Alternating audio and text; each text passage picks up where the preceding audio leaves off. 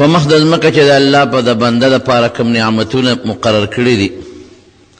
په هغه نعمتونو کې یو نعمت مور او پلار هم دي. بیا د مور او پلار دواړو کې مور لوی نعمت دی د بچو دپاره چې دا بچی د مور او پلار خدمت وکړي او دعا ترې والي او د ازار نه بچ شي. نو نن جمعه کې صرف د مور د دعا اثرات، د مور دعا او خیره د هغې بیان درته کوم چې مور دعا د بچی دپاره قبلیږي، د مور خیرم د بچی دپاره قبلیږي. او دا به وویم چې د مور په دعا څوک رنګ دی نو رنګ دی، او چې د مور خیرې کموالی دی نو هغه برباد دی.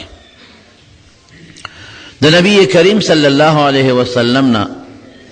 یو صحابي تپوس کړی دی د الله د خوشحالولو او د الله د غصې. نو هغې وفرمایل چې رضا الله تعالی، بل روایت کې رضا الرب دی چې د الله د پروردگار خوشحالي د مور او پلار خوشحالۍ سره تړلې ده. که مور او پلار دې خوشحاله کړل الله به خوشحاله شي. او سخط الله او سخط الرب تبارک و تعالی، د الله غصه، د الله قهر او غضب دام د مور او پلار سره تړلې شوې ده. که مور او پلار دې خفه کړل الله دې خفه کړ. نو مور چې چاته دعا کړې ده رنګ ګرځي، مور چې چاته خیره کړې ده تبا ګرځي. زمونږ د دې دین په دې علماو کې یو لوی عالم تیر شوی دی ابن القیم، حافظ ابن قیم رحمه الله. یو کتاب یې لیکلی دی کتاب الروح. هغې کې عموما د قبر او د روح او د آخرت بعضې ډېرې ښې مزیدارې خبرې لیکلې دي. دې لیکي دا ابن القیم وایي چې زه یو علاقه کې روان وم او یو سفر، او بصره کې، بصره نن سبا د عراق په ښارونو کې یو ښار دی، بصره کې مې یو ځای کې دمه وکړه. هلته یو ګودر و، د هغه ګودر په غاړه یو کلی و، او هغه کلي سره یو مقبره وه. مونږ هلته کې دمه وکړه، وایي په مقبره کې یو قبر و چې د هغې نه د خرې اواز راوچتېده. خره چې سینګ برړېږي که نه، او خره چې څنګه هغه شڼېږي او د هغې کوم اواز دی، وی د هغې قبر نه د خرې اواز راوچت شو. سبا ته بیا راوچت شو، بل ورځ ته بیا راوچت شو. ما وی که دا چېرته دلته خره ده او دا خره چغې وایي. خو چې ما اندازه واخېسته نو هغه اواز په هغه مقبره کې خره او خرنو او دا اواز مې واورېده. وی دا کلي د خلکو نه مې تپوس وکړه چې دا څویمه ورځ ده او دلته کې زه د خرې اواز اورم دې مقبره کې. ما خدا ګمان وکړه چې ګنې دې مقبره کې به چې ته خره وي یا خره وي او به چغې وایي. نظر چې مې وکړه نه خره شته نه خره شته نه کوچا نشته. یا خلکو وخندل چې دا د اواز د قبر نه راوځي، او دا روزانه دا اواز د قبر نه راوځي. دا مړی چې کله ښخ شوی دا اواز کېږي. نو چې دا ولې؟ وی دا یو ډېر بدبخته سړی و، او چې مور به کلم خبرې کولې نو دی به مور ته په کنځلو شو او ورته به وی لکه د خرې غوندې مه برړېږه. مور ته به وی لکه د خرې غوندې مه برړېږه. اوس هم بعضې خلک مور ته وایي خرې غوندې برړېږي، د خر په شان برړېږي. نو مور ته به همیشه دقه ټکې وی چې مور به کور کې لږه مواد اوچت که نو دی هلک به ورته وی چې مور خرې غوندې برړېږي. وایي بس دې چې کله مړ شوی دی او مونږ ښخ کړی دی نو روزانه دقه اواز مونږ اورو، قبر نه راوچتېږي. ګوره دا اواز خو دا بار مخلوق اوري، خو معلومیږي دا چې الله په قبر کې هغه سره د خرې معامله اوس کوي. اوازونه چې کوي اسې نه کوي، خو دنه پې عذاب شروع دی، دنه پې د خدای قهر شروع دی. او مور ته چې په کم سپک نظر کتلی دی او مور ته کم سپکه خبره کړې ده، الله هم هغه سپکاوی ورته په قبر کې مقرر کړي. مور عجیبه شی دی جی. مور چې درته خیره وکړه، حدیث پاک کې راځي نبی علیہ السلام فرمایي یو څو دعاګانې خدای قبلوي. یو په هغې دعاګانو کې د مور او پلار دعا ده د بچي دپاره غایبانه، چې مور او پلار نه ته بار وځې او هغې درته لاس اوچت کړي چې خدایه بچې مې لاړو په خیر یې واپس راورسوې. دا دعا خدای پاک قبلی. خدا کله مور و پلار دا دعا کوي، دا اله کوي چې ته په دوا نه فارغ شي، چې ته مور و پلار لبر شي چې بیبي مورې روانم دوا راته وکړه، نو مور خوشحاله شي، زوی خوشحاله شي چې ګوره بچی مال راغی، نو ته به بارې او دا مور به در پسې لګي دعاګانې به کوي. او که چېرته په دوا نه فاتې رخصت نه شو نو سپېرې چې واپس کور ته راشي، نو بیا لومبې ښځه پرېږده، بچي پرېږده مور نه ورشه، سلام پې واچه السلام علیکم، په دې ستا نه څه لاړل؟ نه دې په عزت کمیږي، نه در نه په دې پیسې ځي، نه پې ستا ډوډۍ کمیږي، مور به خوشحاله شي. زړه نه به یې دعا وځي اوخو دې بچي ګوره ښځه پرېښوده، زوی یې پرېښوده او دې دا دې ماله راغی په مې سلام واچو، او که دا دې ورته وایي چې مور یا بیبي څنګه طبیعت دې څنګه دی، لا به خوشحاله شي، زړه نه به دعا وخېږي. هغه کار وکړه چې په هغه کار د مور زړه وګټې، هغه کار وکړه چې په کوم کار د مور د زړه نه دعا وباسې، هغه کار مه کوه چې په کوم کار د مور د زړه نه خیر وباسې. زمونږ د دې دین په دې کتابونو کې یو لوی عالم تیر شوی دی، علامه زمخشري، تفسیر د قرآن شریف لیکلی دی، لوی تفسیر کشاف، غټ تفسیر لیکلی دی، دې په خپه ګوډو انسان دې خامخا څوک ګوډه څوک شک چاته یو تکلیف، نو دې خپله واقع په خپله وایي چې دا په خپه د ولې ګوډ شم، چا دې تپوس وکړه وایي دا ګوډوالی دی د خپې کله نه دی پیدایشي دی، وایي نه زه راکوټ یم، یو مرغۍ مې نیولې وه، مرغۍ مې ونیوله هغه مې بنده کړه پنجره کې، مرغۍ به بار زور کو ما نه پرېښوده، مور راته بچی دا مرغۍ پرېږده، تا چې څوک په جیل کې بند کي، په پنجره کې دې بند کي، ته به خپه که به خوشحاله، ستا بچی چې څوک په پنجره کې او په جیل کې بند کي، نو ته به خوشحاله که خپه به دا مرغۍ ده پرېږده. وایي زه راکوټ وم کشر وم، نو ما دا چل وکړه چې هغه مرغۍ ته مې خپې ته تار واچو او پرې به ښوده، تار مې لاس کې نیولې دی، اوس هغه چې دا مرغۍ اوس بره زور کوي او ما خپې پورې تار تړلی دی، زه یې نه پرېږدم، دا پر وایي او مې خپې پورې تار تړلی دی، وایي ما نه تار خلاص شو، وایي چې خلاص شو دا مرغۍ لاړه والوته په یو سوړه ننوته، زه ورپسې وروختم، وایي چې وروختمه هغه تار مې راښکه چې دا مرغۍ بار راوباسم، مرغۍ خو دننه کلکه وه خو نه راوته، نو ما دونه زور ورکړه چې دا مرغۍ هغه پوټینۍ هغه ماشومه خپه مې وله ماته کړه، خپه مې ترې راوویستله او مرغۍ دننه کلک پاتې شوه. وایي چې مور مې وکتل چې د خدای نیکبخته مرغۍ له دې خپه ماته کړه، دا دې څه ظلم وکړه د خدای ظالمه، نو ما ته مور خیره وکړه چې خدای دې ستا د خپه ماته کړي، مرغۍ له دې خپه ماته کړه، خدای دې خپه ماته کړه، خپه شي که انسان دی. او زمونږ دین هم دقه وایي چې په مخلوق باندې رحم کې ظلم به نه کې، دا د نبی کریم صلی الله علیه وسلم فرمان دی چې په مخلوق به رحم نه کې. په بخاري شریف کې حدیث دی، یو ښځه په لاره روانه و، ډېره زیاته ګناهګاره وه، ډېره ګناهګاره، او یو کوي ته اوبو ته تږې شوه، نو د کوي غاړې له ورله چې ویې کتل نو په کوي برقه نشته، نو دې ښځې خپله موزه وویسته او لوپټې پورې وتړله او بیا پکې راوویستلې هغه اوبې وڅښلې، چې ویې کتل نو یو سپی دی د کوي دا خټې خوري د تندې د لاسه، دومره تږې دی. دا ښځه وایي زه چې څنګه تږې وم او تکلیف وراته معلومیږي دا چې دې سپي ته مغه تکلیف رسېدلی دی، دا هم جوړ د تندې نه ډېر تنګ دی. نو دې دوباره موزه ورښکته کړه او په هغه موزه کې اوبه راویستې، هغه سپي ته چې د ډنډوکې کې واچولې، هغه سپي اوبه وڅښلې. نبي علیه السلام فرمایي وایي د هغه سپي باندې چې هغه ګناهګارې ښځې کوم رحم وکړ، د هغې په برکت هغه ښځه الله وبخله. صحابه ورته وایي مونږ ان لنا فی البهایم اجرا، وایي په حیواناتو کې هم ثواب شته. نبی علیہ السلام او فرمایل او فی کل ذات کبد رتبت، په هر جمدشی کې اجرون ستا ثواب شته چې رحم پې وکړې. او عمدقه بخاری شریف کې حدیث دی چې یو ښځه مې ولیدله په جهنم کې مې ولیدله او پیشو ورپسې نښتې و او چکونه یې پې لګول، او دا ولې وی پیشو یې ساتلې وه، ګیره کړې وه، نه په خپله ډوډۍ ورکوله او نه پرېښوده چې ځان له څه خپله ښکار وکړي او څه حشرات د ځمکې او څه اخري او ځان پې د لوږې نه بچ کړي. نو هغه پیشو د لوږې مړه شوه، د هغې پیشو بېرحمۍ کې هغه ښځه الله دوزخ ته دننه کړه او هغه پیشو یې پې مقرره کړه چکونه پې لګوي، رحم به کې. بهر کې وی مور راته خیره وکړه چې د دې مرغۍ خپلې ماته کړه، ظالمه خپلې ماته شه. وی خیر سبق مې وی طالب شم عالم شم یو ځل په اس باندې روانم او اس له مې منډه ورکړه وی په اوچه ډاګه ځمکه اس را پرېوته د اس دا مخکنۍ خپې لاندې ځمکې ته لاړې او چې کلک شو دې لاندې پرېوتم وی چې پرېوتم خوا مې ماته شوه اقه خپه مې ماته شوه چې د مرغۍ محکمه ماته کړې وه او د دنیا علاجونه مې وکړل ټیک نه شو دا ولې دا د مور خیره نو مور کوشش کوه بعضې سپېره خلک یي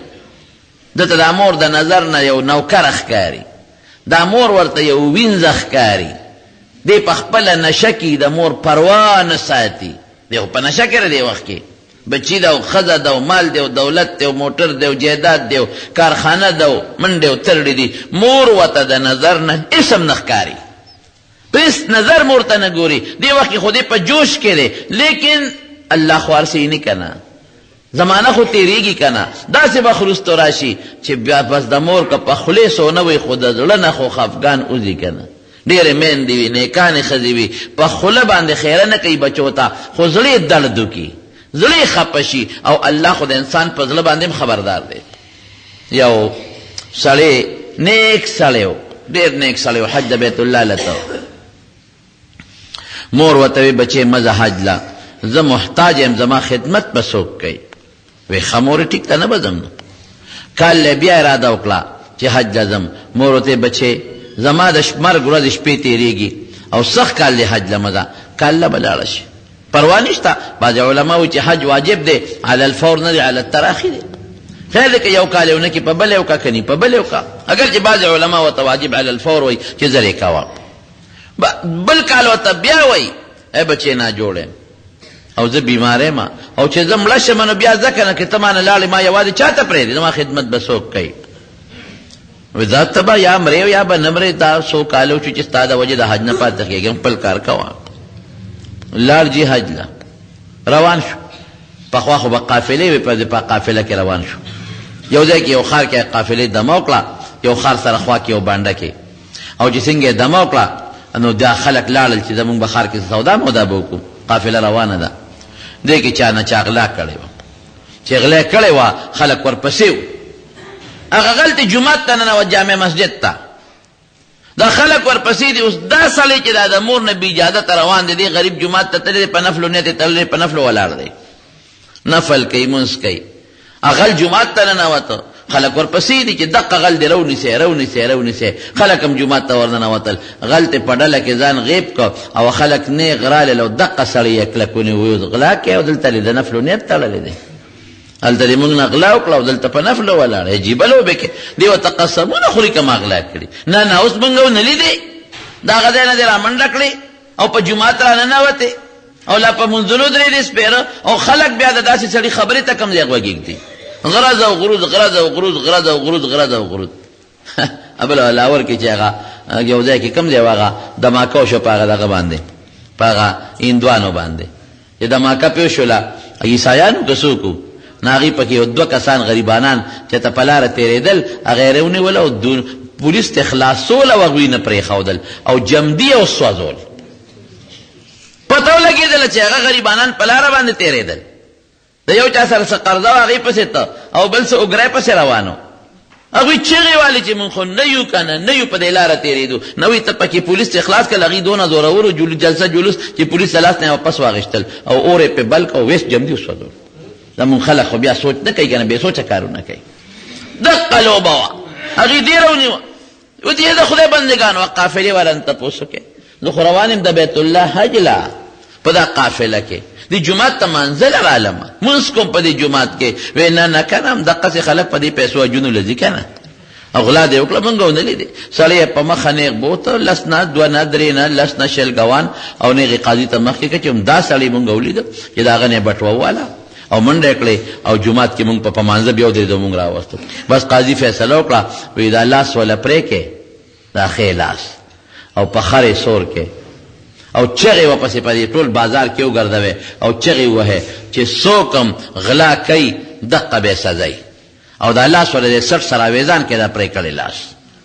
بس جلاد راغی لاس یې پرې کړ او چې پرې کړې غاړه کښې ورته اویزان کړ او په خرې سور کړ او بازار کې ګرځي او چغې وایي خدای مو بخا چې څوک غلا کوي دغه به سزای دغه انجام چې چغې والد دا سړی خلکو ته وي چې معامله یو چغې ته پرېږدی که نه تاسو چغه وخی چې زم پکې یو چغه ووامه نور خو زما خبره تاسو هسې ونه منله هغې ویې لکه پرېږدی چې دا دې څه وایي د به لاس اوچت کړ ای خلکه چې څوک مور په کور کې ناجوړه پرېږدي او د اجازت نه بغیر حج لځي نو دغه به سزای مور دا مور ازار والی اسم نور نشته غلا ما نه ده کړې غل بل څوک و همام هسې ګوته یې ښودې ده خو بس ما ته د خپل کړي سزا میلاو شوه ما مور دقسې پرېښوده بې یار و مددګار زه د مور لاسونه وم لاسونه مور زما نه بغیر نه او دسماتې لتلی شي او نه ډوډۍ لتلی شي زه یې لاسونه ومه لاس ترې رالم دې خوا نو خدای ما نه م لاس کټ کړم د مور ازار والی او بخاری شریف کې برته یو روایت د بخاری شریف به وویل یو سړی ډېر نیک سړی جوریج نوم یې و په مانځه ولاړو مور ورته اواز کوي یا جوریج جوریجه دلته راشه دې په دې وړه کې سوچ کوي چې خدایا یو خوا مې رب دی اللهم صلاتي و امي منځ دی بل خوا مې مور ده منځ وکړم اکه مور له ورشه مور بیا اواز کوي یا جوریج جوریجه دلته راشه دې بیا په لکه سوچ کوي چې یو خوا مونږ دی بل خوا مور ده او ته بیا اواز کوي جوریج راشه نیک بخته مونځ خو رستم کولی شي که نه مختصر که مونځ خو اسانه خبره ده مختصر صورتونه ووایه سلام وګرځوه مونځ وکړه خیر د مانځه بیامس کې مه راځه وراشه د د نر بچي وله دغه ورکړه خپی ورکړه مانځله چې زه یاره خپل کار به کوي مور خدای مخکې دی نو اوس دا مور حق هم درته خدای وایي چې مخکې دی که نه دا خو راته الله وایي بل څوک نه وایي مور خفه شوه یا الله دا جوریج اله مړ که چې تی رسوا کې رسوایي څنګه چې د زناکارو خلکو مخ ته وګوري مطلب دا تی رسوا کې جوریج ځان له پخوا خو به راهبانو په جونګړو کې او په سمسو کې او په ځنګلونو کې عبادت کو نه به ښځه و نه به بچو عبادت یې کو چېرته یو شپونکی جینۍ ګډه چیلی سرولې او چا وله پیسې ورکړې ویې لمسوله د نیکانو خلکو دشمنان خو وي که په مختلفو قسمونو باندې خلک دا نیکان دا شرمۍ دا چې خلکو په ذهن کې دا نیکي ختمه شي دا دینداري ختمه شي ځکه دا دینداري او نیکي خو دا نیکان او عالمان خلکو ته ښایي نو چې عالم او نیک ته رسوا که بیا به خلک نه ور نږدې کېږي دین به د چا نه زده کې هغه جینۍ چا ولمسوله وی یاره داسې وکړه چې دا بوډا بدنام که جینۍ راله د دې بوډا جوریج نه د ګناه مطالبه وکړه هغه ویل د ګناه ته دلته ناست یم دا سپېرې خدای دې بې خو بس زه خو دلته ناست یم د الله عبادت ته هغه جینۍ لاړه هغه شپونکې او چې ته بل چا سره بدعملي وکړه ماشوم پیدا شو چې ماشوم پیدا شو خلکو پې چغې جوړې کړې ته خو واده شوی نه دا بچې د کوم ځای نه دی وی دا د هغه پیر صاحب نه هغه زبرګ چې دی ګوره بې ځایه پې الزام ولګو ښه دا د هغه نه او د کلي خلک رالل او جوریج غریب یې د هغه بالخانې نه د هغه جونګړې نه راکوس کو او په والو پې شروع کړه ښه دا ته دلته په ځنګل کې دې ته دی مونږ خو چې ته د خدای پاک عبادت ته دلته ناست دی مونږ وایو شپې ورځې خدای ته تېری دا ته ګناه ته دیری دا زمونږ جینکۍ او زمونږ دا شپونکۍ او دا انوین دی به راځي دلته به ګډې چیلی سره نو ته هغوی ته دلته پروت دی ګناه ته پروت دی ښې غریب او هغه جونګړی وله روانه کړه جونګړی روانه کړه هغه جوریجي ما خو پرېږدی که نه چپ خبرې به نه کوې د خدای نیک بخت و ما خبره خو ولې نه وروستا خبره ماشوم د کبې د هغې راغی غریب یې هم و جونګړی یې موله روانه کړه اخر کې چا وی چې د دې بابا نه هم تپوس وکړې پیر صاحب نه که نه چې دې څه وایي وی تاسو هغه جینۍ راولئ هغه ماشوم هم راولئ زه زما خو هسې م جونګړه روانه شوه زما بېعزتي خو شوه زه خو مو دربولم خو لږ خو ما ته هم سوچ وکړئ که نه هغه جینۍ راوسته هغه شپونکی او هغه ماشوم ورسره و جوریج هغه ماشوم ته وی من ابوکه پلار دې څوک دی شابه وایا هغه د 2-3 ورځو ماشوم تېرودونکي پلار دې څوک دی او ماشوم گویا شو وی پلانکې شپونکۍ مې پلار دی پلانکې شپونکۍ مې پلار دی خلکو وی اوهو دا هم څه غلطي کړې ده مونږ خلک خو ما درته مخکې وی کار وروستو کوو سوچ مخکې کار مخکې کوو سوچونه وروستو کوو پلانکې شپونکۍ مې پلار دی هغه نه پیدا بس خلک راغلل جوریج ته په منتونو په زارو شو مونږ معاف کا اوس به داسې وکړو چې تاله دا جونګړه واپس جوړو د سرو زرو نه یې دله جوړو موږ ته خو ستا کرامت معلوم شو امام بخاري رحمت الله علیه په بخاري شریف کې په دې باب یې ښودی دی چې یو څو ماشومانو په ماشوموالي کې خبرې کړې دي یو حضرت عیسی علیه السلام کړی عیسی علیه السلام په ماشوموالي کې خبرې کړې کله چې په مور باندې تی مریم علیہ السلام باندې الزام ولګي اخو بے پلار پیدا شو د الله په قدرت باندې په مور الزام ولګي یا مریم ان لك هذا دا بچی د کم ځای نه دی الله بخ کې پوي کړو جبريل عليه السلام او تعالی لګلو فاشارت الیه وې دې ماشوم سره خبرې وکړي او کیف نکلم من کان فی المهد صبیا د زنګو ماشوم سره موږ څنګه خبرې کوو لیونه کروغه او بیبي مریم غریب ډیره چاته پریشان او چې دا ماشوم کله پیدا شو خو به پلارو نو هغه ته هم دقه سوچو کنه چې سبب خلکو ته کزه درهوي مچه دا د الله قدرت دی د الله قدرت خلک کم ځای مني یا لیتنی مت قبل هذا وكنت نسيا منسيا یا خدای کزم لبه سخبا الله که یې را پته راوي او چا مې نم ناغشته خبا خو چې دینه بچم اغیوتهم اقو یا اخت هارون ما كان ابوك امرأ سوء وما كانت امك بغيا مریم پلار خودم خساله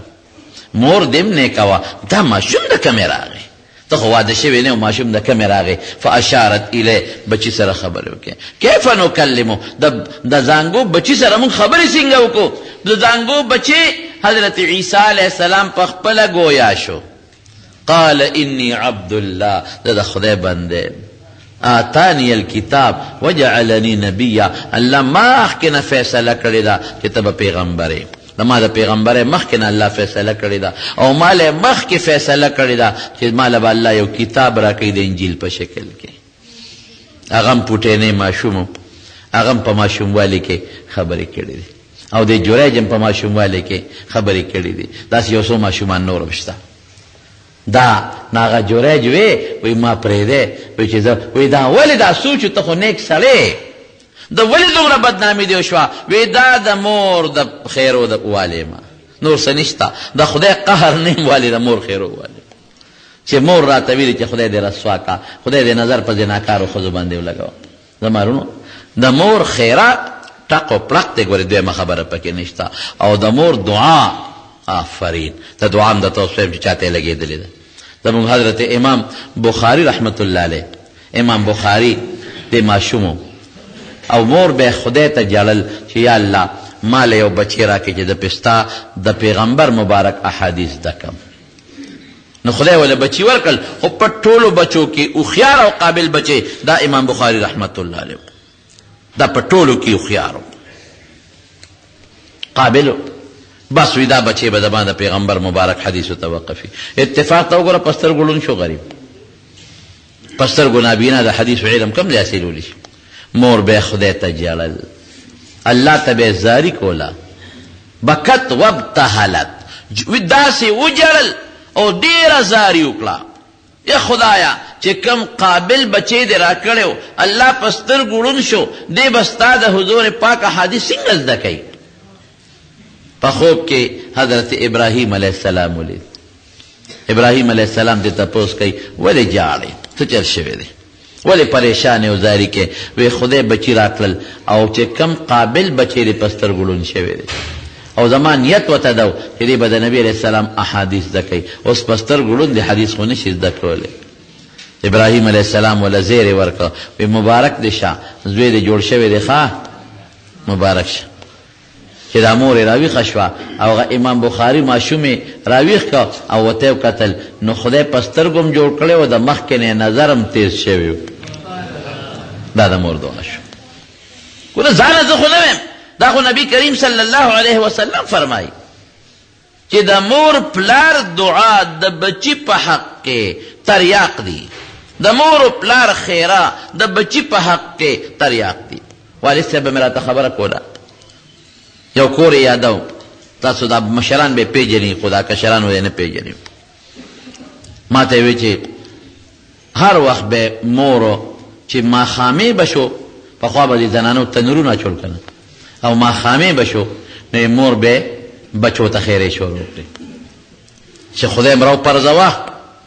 خدای تباکا دا خیره به کول ارما خام به مور بچو ته خیره کولی وی ما مونږ په خپل سترګو لیدل چې ټول زامن ولد د پردي لاس مړی کور تر دن نشو او ما مور بسر ټکاو بیا چې نه بیٹا کوله وی چې دا اوس خو نه خبره وته دا اوس کې نه ورته ویر وته کاوه سرونه وته وا نو بعضې وخت کې دا میندې عجیبی په معمولي غوندې خبره بچي ته خیرې شروع کی او هغه خیرې نبی علیہ السلام فرمایي حضور پاک په حدیث عمل کوئ رونو د پیغمبر مبارک په خبرو عمل کوئ دنیا به مخي خیر به مخي حضور پاک فرمایي وی ګورې مه کوئ خیرې وی داسې ټیم سره به ستاسو خیرې ولګي چې به د خیرو د قبلېدو بیا په ستومانه یې په دې شواروس کې یو ټیم داسې وي چې هغې کې د خولې نه خبره وته فټافټ قبلېږي بیا به وروسته ستومانه چغې به وښیې چې داسې چې وشو داسې وشو داسې وشو خو خیره به دې لګېدلې نو د مور خیره خطرناک شی دی دعا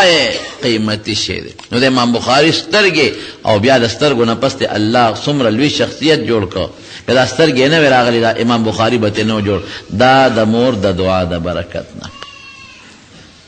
حضرت موسی علیه السلام با د الله تعالی په پښتانه ورته راز ویلو الله سره د خبرو اترو دپاره الله سره د مناجات دپاره الله سره د راز دپاره کوه تور ته تب چې څه خبره به شالته بس دا د الله تعالی یو نظام دی کنه الله خو هر چا سره هر ځای کې خبرې کولی شي چې وغواړي خو دغه کوه تور ته بار بار حضرت موسی علیه السلام تللی دی رب العالمین د پاره ته چې لم استعداد تورات مطالعه ملو شوی دی لومبه وحی مرتالته ملو شوی او ملاقات لبته رازدار اله یو ځل ته نو جبرئیل علیه السلام ته وی اے موسی او جبرئیل خو د الله په حکم راځي او چې الله وتسوي او اقصه کوي وما نتنزل الا بامر ربك نبی علیہ السلام ته جبرئیل علیہ السلام وی کنه موږ د خدای په حکم نازلېږو اته تاسو کوي وی ته زیات ولې ناراضه موږ د الله په حکم نازلېږو چې کله الله غواړي نو موږ راځو چې نه غواړي نشو راځو نو جبرئیل علیہ السلام حضرت موسی علیہ السلام ته وی اے موسی وګوره دا الله راز له خوروانه او ادبنا ښکار والا بیا ادبی نه ونشي احترام سره کار کوا قدم په احتیاط چتوا اول تدیر د ادب خیال ساته او د الله د عظمت او د تعظیم خیال ساته او بیا ادبی نه ونشي موسی علیہ السلام حیران شو پریشان شو چې تا خو ماته چته دا خبره نه ده کړې د دې نه مخکې خو ما د الله سره ډېر رازونه کړي دي معلومیږي دا لکه چې ما نه څه بې ادبي جوړ شوې ده غلطي شوې ده سره د دې نه چې کله هم دې د الله ملاقات ته په لومړي ځل چې ته که نه نو پڼې یې په خپو وې نو الله ورته په خپله وایي چې فخلعن علیک انک بالوادي المقدس طوا دا پڼې دې وباسه انک بالوادي المقدس طوا دا ډېر مقدس او پاک ځای دی دلته پڼې مه په خپو کوه خیر علماء نورې وجې م وایي پڼې وباسه زه خو ډېر د ادب کار خیال ساتم او چې الله له ملاقات نه څوک دي بې ادبي کولی شي هغه شوق کې وي ځکه یو مشر له چې سړی ملاقات ته ځي هغه څومره جامې خشته کي څومره مخ په صابون ووینځي څومره مسواکونه ومږي څومره ځان خشته کي او څومره په ادب او په احترام دی چې د مشر لازم چې دی خوشحاله شي او خفه نه شي او د الله ذات له ملاقات تلل بیا ادبي به څنګه وشي نو موسی علیه السلام پریشانه شو چې داسې معلومیږي لکه د ما نه مخکې بې ادبي شوې ده غلطي شوې ده خو الله معاف کړې ده ځکه جبریل ما ته هدایات راکړل ځکه چې یو سړی زه یو څوک ورته هدایات ورکړي چې ګورې داسې به کوې نو معلومیږي ده چې مخکې دې څه غلطي شوې ده که نه ورته وایي جبریله ستا د دې خبرو نه خو داسې معلومه شوه لکه ما نه مخکې د الله مبارک په ذات کې څه بې ادبي شوي کوتاهي شوي نقصان شوي بې عزتي شوي ما ته ووایه څه جل مې کړی دی الله مې خفه کړی دی الله زه ووایه چې توبه وباسم استغفار وکړم وایي نه نه هېڅ بې ادبي نه ده شوې هېڅ غلطي نه ده شوې ټیک ټاک خو درته مې ووایي چې نور خیال ساته نو جبریل مخکې دې دا ما ته نه وي اوس دې راته څنګه وایي وایي موسی مخکې دې مور جمدی وه ته چې به کله روان شوې نو مور به دې دواړه لاسونه اوچت کړل لپه به اوچته کړه او دعاګانې به یې شروع کړې یا الله زما بچی ستا ملاقات له در روان دی الله ګورې که زما د بچي نه څه غلطي وشي معاف یې که خدایه ملاقات کې ته بې ادبي ونشي مطاقات کې ته غلطي ونشي ملاقات کې ستا عظمت او ستا عزت ته نقصان ونه رسي الله بچی مې درغې ما مور نشتا نو ما وی چې ګورې اسې نه اوس معمولي غلطي وشي الله په معمولي غلطۍ هم ګورې غوسه کېږي سزا درته در نه کي راودې نه نیسي مخکې مور وه د هغې لپې در پسې در روانې وې اوس ووایه که نه د مور دعا څومره لویه خبره شو څومره لوی نعمت زمونږ لوی لوی اکابر عبدالقادر جیلانی رحمت الله علیه پیرانو پیر صاحب څومره لوی سړی د مور دعا ځای ته رسولی دی او یوازې د مور دعاګانې نه مور به ورپسې پیسې ګرځولې مور به هدایات ورکول هدایات هغه د غلو د قافلې قصه درته یاده ده مور به هدایات ورکول چې بچی ګورې دروغ ونه وي، چرته هم دروغ ونه وي. بچی ګورې ځه او حدیث زده کوه. عبدالقادر جیلانی رحمت الله علیه ګوره ډېر لوی عالم و، مونږ صرف د تصوف په نظر ورته ګورو، لوی صوفي لوی بزرګ ولی د خدای، لیکن ورسره ډېر لوی عالم و. یو تفسیر جیلانی چاپ شوی دی ما سره شته چې هغې کې د هغه علمیت ته وګورې نو حیران به چې دې سړي الله څومره لوی علم ورکړی. دا دومره لوی تقوا بزرګي علم دا د مور د برکت نه. مور خواري کړې ده، مور دعاګانې کړې دي. نو دا مور چې دا بوډۍ په کور کې ناسته ده او دا سپین سرې ده دا زما ډوډۍ ته محتاجه ده او دا به زه ډوډۍ ورکوم او کنځۍ به ورټې به نه بدقسمته دعا ته والا. شکر وباسه چې لوی نعمت خدای درکړه، دې نعمت نه دعا والا چې پیغمبر علیہ السلام فرمایي چې دعای قبلیږي او خیره قبلیږي. نو حضور پاک مبارک خو دروغ نه وي خو رښتیا وي. دعا والا د مور نو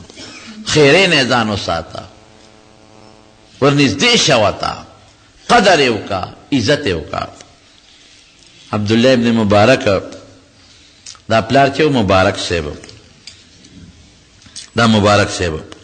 دا دغه غلام و د یو امیر، دا پلار یې. دا امیر صاحب یو ځل میلمانه رالل، چې میلمانه رالل نو باغ ته یې بوتلل. میلمنو له خلک چکر ورکوي نو او په باغ کې دی په لاره میلمنو ته لګیا دی چې زما یو باغبان دی، ډېر ښکلی باغ یې راله جوړ کړی دی او ډېر قیمتي خشته بوټي پکې کوي، ډېر نیک او صالح دی، ډېر دینداره دی او ډېر فرمان بردار او خبره منونکی دی. د میلمنو ته صفت کوي چې دې باغ ته کله وردن نه شو، دی مبارک ته وایي، دی غلام ته مبارکه یو انار راوړه. چې انار یې وله سینګ راوړو او دی مات که تریو. دا امیر صاحب په زړه کې لږ غوندې پریشانه شو چې ما خو په ټوله لار د ده صفتونه وکړل دې میلمنو ته او میانځ کې انار روشو کو او هغه هم تریو دی. ورشي بل راوړه، چې بل لاړو بل انار یې روشو کو هم تریو. هلکه زما په شان په انارو نه پوهېدم. ما یو ځل ډېره زمانه مخکې پېښور کې انار اخیستل، نو ما پکې غټ غټ راغونډول، سره غټ نه. دکاندار ما ته وایي مولوي صاحب دا زه چې کوم در کوم دا خواږه دي، دا یو ساق. هغه را چپړاقې سپین واړه راکول. نو ما په هغه دکاندار بدګمانه وم، مې دې دا چې څوک دې کم نالي هغه را باندې خرڅوي. مې نه بابا پرېږده زه ځان له په خپله غوړنو. وایي ما ته وایي اوس ستا خوښه ده نو مې نه ده. نو ما پکې چې کوم سرو او غټ اډه مې راغونډ کړل چې کور ته مې راوړل او ما ته مې کړل. ما ته وایي دا دې ناردانې له وړي دي که خوراک له دې راوړي دي؟ ما خو پکې غټ غټ وکتل، وایي دا خو دومره تراوه دي چې دا ناردانې انار دي. یا خدایا مې د هغه دکاندار پوهېده، هغه دا ماله نه راکول، مال یې هغه سپین کړ. واقعي هغه سپین واړه چپړاقې هغه مزېدار هغه خواږي. نو دا هم زما په شان و، زما ورو هغه چې لاړو ته بل راوړه نو غټ انار یې پکې بل وکته، بل انار یې پکې وکته چې هغه یې راوړ چې هغه یې مات که هم تور شو. هلکه ته په دې باغ کې ګرځې، ته پکې خوږ او تریو انار نه پېژنې. ورشه بل راوړه. هغه لاړ بشیر جان په شانې پکې بل غټ وکتل چې راشه دا به خوږي. هغه پکې غټو پسې ګرځېده چې بل یې راوړه چې ماتې که هغې نه تور شو. بس غوسه شو ورته، وایي ته په دې باغ کې څه ته ناست یې، ته پکې خوږ او تریو نه پېژنې. ورته یې ویل نه ده نه پېژنم، زه خو دې باغ کې دې له نه یم مقرر چې زه دا باغ انار خورم او خواږه تراوه پکې ګورم. زه خو دې باغ کې دې له مقرر یم چې خصمانه وکړم. وګوره څونه ښکلې کومه میوه پکې مزېداره نشته. د اوبو ته وګوره، چمن ته وګوره، ګلونو ته وګوره. زه خو دې لپاره ناست یم. بس یا خو د دې امیر صاحب طبیعت ګډوډ شوی و یا روښانه شو. چې د میلمنو ته خو مې عزت لاړ، خو عزت خو واپس راغی. سړی خو حلالي دی چې څنګه میلمانه رخصت شو، امیر صاحب د فایل راوغوښته او دستخط یې پرې وکړ، د دې باغ نه مې ستا ډیوټي ختمه کړه، ته ما ټرانسفر کړې، بدل مې کړې، زما محل کې به ډیوټي کې دلته ځه. ډېره ښه ده ستا نوکرې. باغ نه لاړ د امیر صاحب محل ته، هلته ډیوټي کوله، خدمت یې کو. خو ایماندار سړی ارزی کامیابي او بېدینه سړی، بېایمانه سړی او کرپ سړی، رشوت خور سړی په دې دنیا هم ذلیله دی او په بله دنیا هم ذلیله دی. او ایماندار کامیاب دی. عمر له چې کامیاب ایماندار به کامیابي. هلته ډیوټي ولګېده. یو ځل د دې امیر صاحب یو لور وه، یو ځل ناست په خپل چمن کې یو فکرمند دی، دا مبارک ولا راغی امیر صاحب ولې فکرمنې؟ مبارکه یو لور مې ده، د هغې په حق کې فکرمنې، ډېر بادشاهان یې زامنو لغواړي، څوک یې ځان لغواړي، او تا ته پته ده چې زما دغه یو لور ده او څونه ښکلې ده او څونه هوښیاره ده او دینداره ده، نو د هغې په حق کې فکرمن یم چې دا چاله ورکړم، فلانکې فلانکې فلانکې په دې سوچ کې پروت دی. واقعي پلار سره د لورو فکر زیات د زامنو په نسبت. مبارک ورته وایي وی امیر صاحب وی دا خو ډېره اسانه خبره ده، ډېره اسانه، فکر او سوچ به په 2 منټه کې ختم شي، یو فارموله به درته وښیم په هغې عمل وکړه، ته به هم خوشحاله، لور به دې هم خوشحالې، ښځه به دې هم خوشحالې، د لور خاوند به دې هم خوشحالې. مبارکه تا سره دا فارموله شته ته نه ښیې؟ تا منه صاحب تپوس ته دې کړې څه فارموله ده؟ وی ګوره موږ د نبي علیه السلام امتیان یو او موږ مسلمانان یو، او حضور پاک وایي چې لور هغه چاله ورکړه چې کوم دیندار او نیک او صالح یي، مال ته مه ګوره، بادشاه ته مه ګوره، مال ته مه ګوره، دین ته وګوره. نو چې دا کمې رشتې راځي په دې ټولو کې وګوره چې کوم پکې دینداري، صالحي، منځګزاري او نیکي، لور دی هغه له ورکړه، خیر او خلاص. دې کې د سوچونو څه ضرورت دی او د فکرونو څه، او حقیقت دی که لور دی یو مالدار سړي له ورکړه او هغه مالدار بېدینه یي، مالدار لوپري، نو لور به دې ورسره ټول عمر خپه، او که یو غریب سړي له دې ورکړله خو دا غریب نیک دی او صالح دی او د خدای نه یریږي، لور به دې خوشحالې. چې دا خبره وکړه وی مبارکه وي تا خو زما پریشانۍ ختمې کړې، زما خو د ژوند بدل کړ، تا خو ما سره ډېره ښکلې خبره وکړه، لاړ ښځې ته وویې یا ښځې زمونږ هغه سوچونه خو ما لا مبارک ختم کړل. څنګه یې دله ختم کړل؟ بس وی ما ته وی چې کم نیک سړي وي هغه له ورکړه، لور به دې پکې خوشحالې. نو بس ښځه هم پې خوشحاله شوه، وی سړي ټیکې راته ویلي دا چې کم بادشاهان او د بادشاهانو شهزادګانې دنه غواړي بس کم پکې نیکې هغه له به ورکړو. وی ښځې زما خوړه کې یو بل سوچ راغی، وی دا مبارک ډېر نیک دی، دلی نه ورکړم، دی نیک دی که نه، صالح دی، مونږ ته پته ده که نه، اخلاق یې ښه دي، مونځ کوي، د خدای نه یریږي، ذکر و اذکار کوي او دیندار دی. ښځې ته خو ده ووایه توبه، وی هغه نوکره پرون چې زمونږ په باغ کې خدمت کو، زمونږ جارو کښه، دلته چې ګرځي جارو وي زمونږ مېلمنو ته، دا به زما زومي، دله ورکوم. کښېنه ښځې، ټټ ټټ دې جوړ کړل، کښېنه ټټ ټټ مه کوه، هم دله ورکوم، نیک دی، بس صالح دی، ډوډۍ به خدای ورکوي، زما ډوډۍ ډېره، زه به ورکوم ډوډۍ، نور خبرې به نه کوې، بس چې دا نیک دی واورېدل، تا دا خیال و چې ګنې په دې مالدارو کې به نیک له ورکوي. نو وختي خو دې چې یو نیک له ورکو او چې اوس مې راته سم نیک سړی وخو، نو اوس پکې خوا دې خوا کې. مسله د دین دا ده چې لور نه به هم لږ تپوس کوې، زمونږ خلک خو په شریعت نه دي که نه،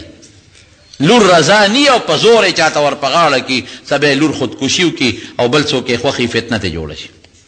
هلک لم چې کې مشوره ورسره کوه، بې مشورې مه کوه، دا هلک نه خوښه نه خامخا به کې، بعضې پلار د ځان لاټي برنس جوړ کړي، لاټي برنس جوړ کړي، خامخا به کې، نه دا زما خورزه ده، نه دا زما رویره ده، دا ما په ماشوموالي کړې ده، او خامخا به کې. زوی ورته وي بابا نه مې ده خوښه، مې که وراله، وی دویمه پې وکړه خو خامخا به یې کې. ولې ظلم کې؟ ولې ظلم کې؟ ولې زیاتې کې؟ چې نه ده خو خبره وله وکړه که نه. نو پلاران هم د دې زمانې ظلم کوي، ډېر مسایل مونږ ته خو پته ده، مونږ ته بیا دا مسایل پېښېږي، ډېره لکانې پلار ورته هم دقه وایي، وایي نه دا وکړه بله پې د پاسه وکړه، سبا چې به بله کوي بیا ورته وایي قوم دی ولې به بله پاسه کوي، او که بله پې وکړي نو تبه ژوند یې ورته تباه نه کړه. په ماشوموالي ولې کوې؟ مه کوئ په ماشوموالي زامنو له ښځې، سبا چې جینۍ لویه شي د هلک به یا خوښي یا به یې نه خوښه، د هلک چې لوی شي یا به هغه جینۍ خوښه یا به یې نه خوښه. په شریعت عمل کوه، مونږ د شریعت نه عمل نشته. هلک لک چې واده کې مور او پلار دې ورسره مشوره وکړي، په خپله خوښه دې کار نه کړي، ته ځان دا ښځه کې که دا دې زوی له دې کې، او جینۍ هم چې ورکې نو مور ته ووایه چې لږه مشوره ورسره وکړي. نبي کریم صلی الله علیه وسلم فرمایي، په خپله فرمایي، وی جینۍ چې په نکاح ورکې تپوس ترې وکړه، او چې کومه کونډی نو ابه درته په خولې وایي چې ور مې که یا ور مې مکه، او چې کومه پیغلی نو اذنها صماتها، چې چپ هم شوه نو بس ډېره رضا ده، که په خولې غږونه کړي. دا خو د پیغمبر صاحب مبارک وینا ده، بلکې دې کې یو مضبوط حدیث دی، او زموږ احناف په هغې کې لږ تعویل کوي، ایما امرأة نکحت بغیر اذن ولیها فنکاحها باطل باطل باطل. جینۍ به هم بې د مور او پلار نه بل چا سره نکاح نه کوي، بالکل به نه کوي، سخته خبره ده، د دې کې مشوره ضروري ده. خیر جینۍ سره پکې سلو شوه، هغه امیر صاحب لور نه مشوره واخیسته چې زما خو دغه سوچو مبارک راته وی نیک لی ورکا نو ما ته خدا مبارک نیک کاری نو استا خو خدا اسنستانی خو تم سبا وی چې دا خو زمونږ نوکر او غلام وی بابا نه ستا چې څوک خوښي زما راځه هغه جینۍ هغه مبارک یې راوسته مبارکه تیارېږه جینۍ تا ته په نکاح کوم تالی درکو او بادشاه سلامت زه ستا لور ساتلی شم ستا لور به څنګه ساتم او واقعي که نه دا غټه میخې غټه ونډی که نه چیلی خو په پنځو او په شپږو څانګو د بکیانې ګزاره کېږي د چیلی او د وړۍ ګډې خو په یو شوړه ګیام ګزاره کېږي خو غټ څاروي سره به څه کې خو مضبوطه ونډه غواړي بوساړه به وله جوړی هغې له خو به ځان له پټې د شوتل په دغه هلې دې سره به څه کې او دا خو د بادشاه لور ده دې سره به څه دا به ساتي سي جامو سره به وله څه کې موږ یو ځای کې په جرګه تلي وو جرګه کې چې لاړو نو هغه کس وی چې ماله به سوره راکوي ماله به سوره راکوي او چې چا سره لانجه و نو هغه ډېر مالدار و یاره مې دا سوره خو په شریعت کې ګناه ده بالکل ګناه ده زه خو مې په سوره کې نه ویم او نو سرو قصې کوم دا ګناه ده ناروا دي جرم یو جینۍ پکې ورکې جرګو والا ما ته ترا د مولوي صاحب مسله پر سوره جوړېږي مې نظر پرې کې نظم تاسو لاړ چې زنه غم چې غیلال لال ماته خندله چې خندله مې ولې وی هغه سړی ته مو ډېر د پیښور ډېر غټ خانو لوی سړی وی موږ ته وی چې خو سوره غواړي وی ډېره ښه ده ور به کم خو ساتي به ولا څوک ور به کم خو بلا جامې دي جوړې دي موټر دی بنګله ده خو بیا دې نه جون نشي تېرولی نو که دغه وله کولی شي نو زه راځه پیدا ته میدان ته دې شي نو خبره مې دې پورې کوله چې هغه مبارک ورته وي چې دا بندور به یې ساتم څنګه زه خو ستا نوکر یم وی بس نورې خبرې وروستو دي غاړه اږدا واده شو جي چې واده شو غوږ کېده سو چې واده شو جینۍ م نیکه ده که نه جي مالدار خلک دا نه چې ګنې مالدار شو دین نه ووتی الحمدلله په مالدارو خلکو کې دینداره خلک شته په مالدارو خلکو کې دینداره جینکې شته په مالدارو خلکو کې خانانو کې دینداره لکان شته ټول په یو غریب به یو بې دینه به مالدار به ټوله شپه به د خدای عبادت به کوي دا خو د الله داد دی چې څنګه یې واده که نو مبارک دی ښځې ته سوال جواب ولېږه چې ډوډۍ به دله زه رالیږم او زما د لاس د ډوډۍ نه بغیر به د بل چا ډوډۍ نه خورئ که زما ښځه بالکل نه که د پلار د کور نه هم دله راځي غریبانانو له ورکوه خو زما ډوډۍ به خورې دې غریب لاړ په مزدورۍ پسې ووت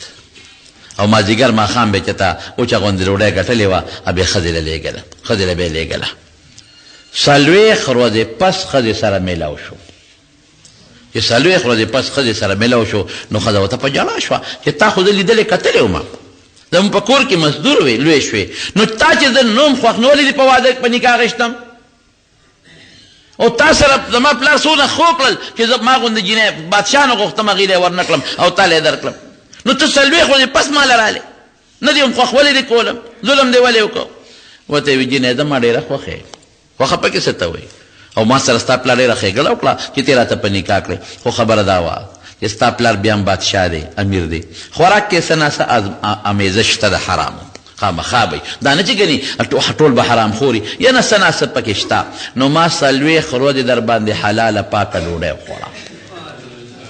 چې ستا د پلار د کور کومه وینه وي چې هغه ستا د بدن نه اخوا شي او زما د حلاله ډوډۍ وینه در کې پیدا شي زما رزقم حلال او ستا رزق حلال زه ستا وینم پاکه شو زمام نو اوس به خو یو ځای شو هغه چې کوم اسلامي طریقه ده نو ښځې که خدای راله چې تزویې راکړه نو نیت مې دا کړی چې په دویزي به د پیغمبر علیه السلام دین زده کوم علم به پې کوم د حدیثو علم به کوم دا مې نیت کړی دی نو چې داسې بچی پیدا شي چې ستا وینم پاکه او زما وینم پاکه چې پاک بچی پیدا شي نو به ډېر برکتي وي او ښځه خوشحاله شو بس خاوند ټیک کار دی کړی الله اقصې وکړل اقنه ولا خدای یو زوی ورکو نوم یې ولا عبدالله کېښود عبدالله ابن مبارک نو چې نوم یې ولا کېښود او دا ماشوم لږ لوی شو قدرت الهي ته ګوره هغه امیر صاحب مړ شو چې هغه امیر صاحب مړ شو د هغه په مال کې لویه حصه د مبارک له د عبدالله ابن مبارک له راله ځکه بله لور خو یې نه وه بله پیسې وله رالې نو دی خو ماشوم و نیازبین و چې ورو لوېده زموږ دا ماشومان موږ نیازبین لوی کړو چې کوم ماشوم دی نیازبین لوی که تباه و برباد دی که غرق دی که غرق ارکې بنا دا ماشوم رو لویده د بچو به تربیت کوي ښه نیازبین به نه لوی کوي چې د بچی تربیت ته ونه کو نیازبین دی لوی کا داغه نه به لوی مصیبت جوړیږي دغه بادشاہ د کسرا د فارس بادشاہ او زوی ته پیدا شو هغه زوی نیازبین ماشوم لوی که ماشوم نه تربیت کونه ګوره تربیت هغه تربیت چې اصلونه انسان جوړي هغه شریعت او اسلام دی هغه ماشوم رو پرویز نومو دغه بادشاہ د پلار نوم هرمزو او د دیکه نوم د مشهور بادشاہ تیر شوی د نوشیروان دغه نوسیو دا پرویز چې زوی پیدا شو بس زوی نیازبین ساته دا غزوی نه څه شی جوړ شو ګوره چې تربیت زوی لونه کې د هغه یو ګندس خوندر جوړ شو یو ښه ګنده دومره ګندس خوندر چې د دې پرویز ښځه و شیرین نوم یې په هغې عاشق شو په خپلې مور عاشق شو خدای دا بس او حقه قصه و قصه اوږده ده خو هغه پلار یې مړ که د هغه ښځې دپاره د هغه میرې مور دپاره خپل پلار مړ که ګوره تربیت نه دی شوی چې پلار یې مړ که پلار خو پې پیو چې دا زوی خو د ما لوی شوی دی او نیازبین مې لوی کړی دی او ګنده لوی شوی دی او دی د هغه په مرض هم پیو نو هغه وله په المارۍ کې یو بوتل ایښودی او په هغه بوتل کې دارو زهر اچولي او د پاسه یې پې لیکلي چې دا دارو د مردانه قوت دپاره ډېر قیمتي شی دی مطلب یې دا و چې دا زوی هر کله چې ما مړ کي نو چې مړ کي خو چې دی انجام دی پاتې نه شي او عجیبه اتفاق دا و چې دې پرویز یو دوه کسان د حضور پاک مرګ پسې لیږلي او چړې یې وله ورکړې وې په زهرو کې وله سرې کړې وې وی ورشه نبی علیہ السلام پسې خط را لېږلی نبی علیہ السلام دې پرویز ته خط ولیږه وی ته په ما ایمان راوړه هغه د نبی علیہ السلام خط یې وشلو ریز مریز یې که نبی علیہ السلام ورته خیره وکړه اللهم مزقهم کل ممزق خدای دې ریچې کې خط یې د ما ولې وشلو نورو یو بل بادشاه له خط لېږلی و هغه هم ایمان راونهړو خو د پیغمبر علیه السلام هغه خط یې د اتي په اډوکي په نله کې بند کو او د سر په پټکي کې به دلته ګرځاو د سر پټکي کې او د خط وشلو حضور پاک ورته خیره وکړه او داسې چلو که دونه غوسه شو چې تورې یې تېرې چړې یې په زهرو کې ومنډلې د زهرو به یې ورکړې وی ولاړ شي ورپسې هغوی د شا کې چړې منډلې وې د شا د کمیس لاندې او حضور پاک له لاړه دلته خدای څه وکړل هغه سخوندر زوی پرې لګي شو چې لګي شو دا پلار یې پرویز مړ کړ هغه ښځې ته یې پته ولګېدله چې دې هلک خو زما دپاره پلار مړ کړی دی دا خو به ډېر لوی شرم وي چې زه میره مور یم او دې زما په نکاح اخلي هغې دارو خوړله مړه شوه هغه زوی چې راغی چې دا پلار یې مړ کړ د پلار چې کوم خاص سامان و الماری یې کوله وکړه خاص سامان رالی هغې کې بوتل پروت دی په بوتل یې لیکلی دي دواء نافع للباه چې دا هغه دارو دی چې دا مردانه قوت دپاره ډېر زبردست تریاق دي هغه پلار ورته زهر بند کړي بس وی ښه دا د ما پلار چې دونه ښځې ساتلې دا د داروګان خوړل شیشه یې کوله وکړه قل قل قل په خوله یې ورواړوله چې ورواړوله خو زهر و هغه هلته پرېوت مردار شو لاړل ختم پلارم د پیغمبر مبارک دعا ورته ولګېدله پلارم مړ شو زویم مړ شو ښځم لاړه لور یې وله په بادشاهۍ کېنوله هغه دوه کسان چې کوم لیږلي هغې له بلا پولیس هم لیږلي چې تاسو ورته بار کېنئ نبي علیه السلام ته مخامخ کېناستل چې کېناستل اوس موقع تلاش کوي چې په حضور پاک غزار وکړي وی څنګه راغلی یې کوم ځای نه وی صاحب مونږ خو د فارس نه راغلي یو د کسرا د علاقې نه ګوره ځان یې اوس منافقت کوي که نه چې ځان ملګري کو وهو وی چې چا رالیږلی یې ګورې مړه دي جبریل ما ته اوس اطلاع را کړې ده چې چا رالیږلی یې که نه زوی یې مړ دی ښځه یې مړه ده او پلار یې مړه دي او تاسو څه له راغلی یې شاته هم په کمیس لاندې چړې منډلې دي بس پوه شو چړې منډلې په ما غزار له راغلی نو خبره مې دې پورې کوله چې د زوی به ښه تربیت کوې چې او دعاګانې به کوې مور لم دا پکار چې زوی ښه تربیت وکړي دعا ورته وکړي نو خبره مې دې پورې کوله چې هغه مبارک نیازبین لوی شو عبدالله نیازبین لوی شو نو هغه د مور د طرف نه د نیکه جایداد ورته پاتې شو نو مور به خدای ته جړل ګوره دعا د مور ای خدایه ما چې دنه کم بچی غوښتی او ما او پلار وله څونه اوچې ډوډۍ خوړلې دي چې ده باندې د پیغمبر د حدیثو علم وکړو نو الله هغه لوپر شو دی په ګډو وډو سر شو هغه د څومره پیسې چې ورته د نیکه نه پاتې وې هغې والوزولې څومره دولت چې ورته پاتې و دولت یې والوزو او په لوپرۍ پسې ګرځي یو ځل ودو وی خوب وینم چې یو باغ دی او په هغې کې یو مرغۍ ده او مرغۍ د یو څانګې نه بلې ته ټوپ وایي او د بلې نه بلې ته ټوپ وایي زه ودېمه نو مرغۍ د خولې نه مې دا آیت واورېده ألم يأن للذين آمنوا أن تخشع قلوبهم لذكر الله مسلمان للا هغه وخت نه دی راغلی چې زړه کې د خدای یره پیدا شي وی چې خوب کې مې دا واورېد راویښ شوم وایي دا مرغۍ خو ما ته واوروله لاړ پلار ته وی بابا ما له پیسې راکه تجارت کو پلار یې وی ما خو بچې علم له غوښتې زه چې ملا کېږې نه علم نه کې تجارت کې تجارت ښه دی خو چې لوپری نه بچ شي څومره پیسې درکم 10,000 درهم والا چپ بچې تکړه شه پیسې یې واغېښتې وګرځېد په مکه او مدینه او په یمن او شام او مصر کې او چې چا سره به هم د حضور پاک مبارک حدیث ول هغه به ځان سره جمع کو چا سره هم حدیث جمع کو چا سره هم حدیث جمع کو بلا موده تېره کړه چې واپس راغی اوښان دي او په هغې بارونه دي د پاسه یې په ترپالونو څادرونه تړلي دي پلار ولا ولال ملاقات له مخې له استقبال له تر غاړه بستو پلار خوشحاله چې بچی خو مې بلا مار ګټلی دی بلا تجارت یې کړی دی چې څنګه اوښان را دن نه کړل بچې تجارت دې څنګه و بابا ډېر کامیاب ګټه دې وکړه که تاوان بابا دا اوښانو ته نه ګوري دا ګټه ده بچې څه تجارت دې کړی دی اوس به راته بابا د ماره تجارت پته ولګي خو چې د اوښانو نه یې بره تارپالونه او څادرونه لر کړل او بارونه یې کټونو کې کوز کړل هغه ټول د حضور پاک د حدیثو نه ډک کتابونه دا تجارت مې کړی دی ها بچې که تجارت کې د کمی وي دا نورې پیسې م واله تکړه شه عبدالله ابن مبارک نه خدای څوک پیدا کړل یو ځل بس یو ټکې درته ویم یو ځل حج د روانو تا ډېرې اوږدې قصې دي د حج د روانو نو په لاره باندې ملګري ورسره او یو نوکر ورسره و نو یو ځای کې یو ماشومه وه مړه مرغۍ راواغېشته نو هغه یې کور ته په مخه کړه عبدالله ابن مبارک ورته وایي بچې دلته راشه په دا مړه مرغۍ څه کوې لوبې پې کوې وایي نه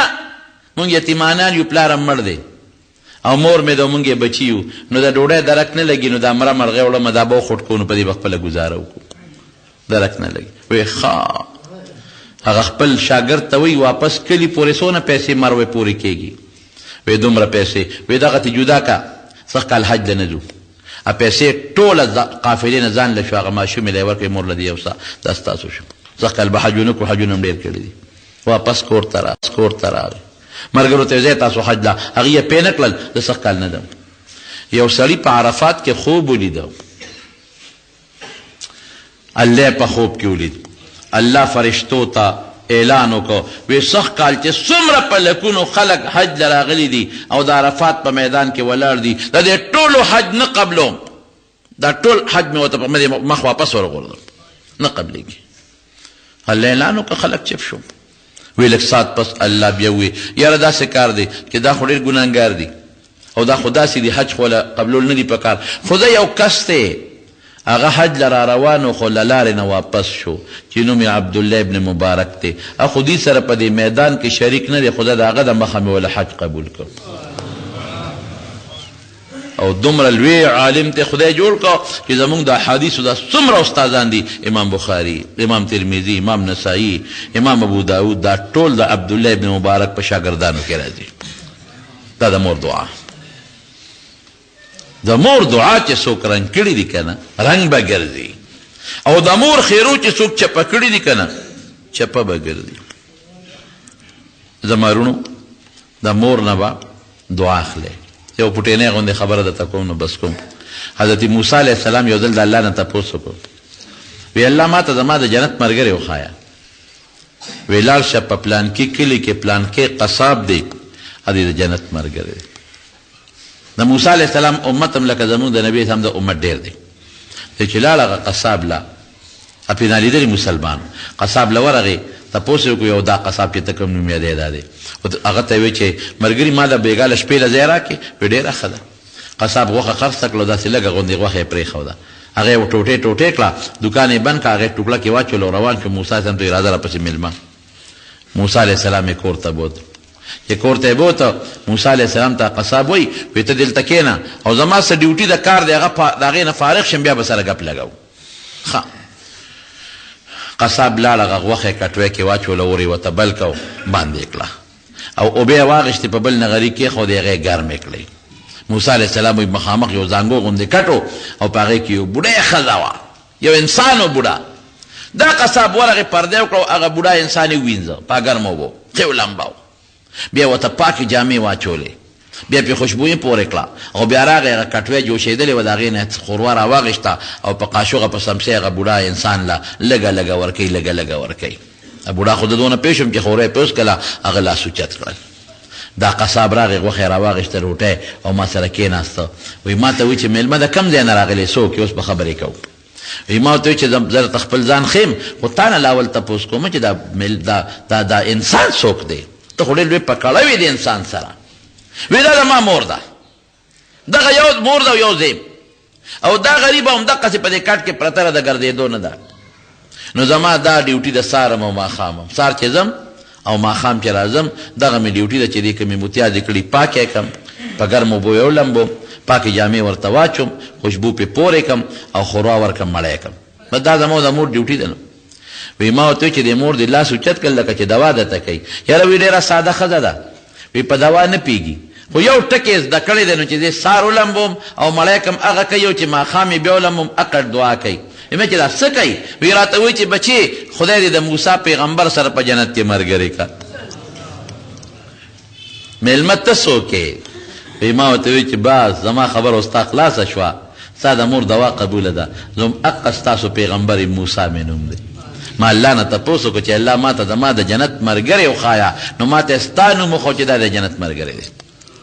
زما رونو د مور دعا دا رضا الله فی رضا الوالدین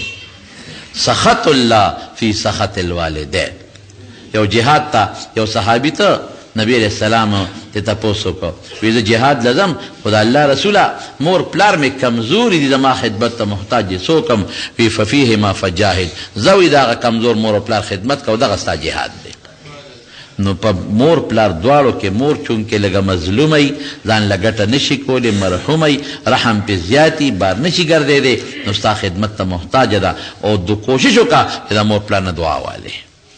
خصوصا د مور نه ډېره دعا واخله او کوشش وکړه چې د مور د خیرو نه ځان وساتې دعا هم قبلېږي او خیر هم قبلېږي. الله دې چې د چا مور او پلار جمدي وي الله دې ولې د هغوی د خدمت توفیق ورکړي او که د چا مور او پلار وفات شوي الله دې مغفرت نصیب کړي. که چا ته یې خیره کړي خدای دې ولې هغه خیره په دعا بدله کړي او زمونږ په حق کې چې زمونږ مور زمونږ پلارانو کومې دعاګانې کړي دي رب العالمین دې هغه دعاګانې زمونږ په حق کې قبولې کړي.